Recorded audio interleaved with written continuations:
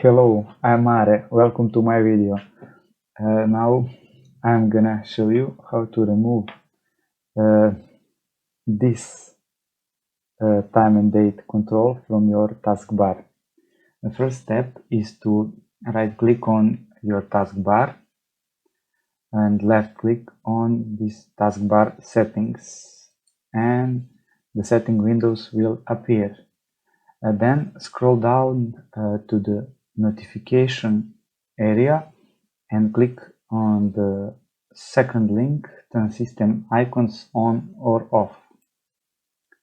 And then notice this first clock option and turn off the toggle button. And as you can see, the date and time are gone. And thank you very much for watching. If you have any question, type in the comment below, and goodbye.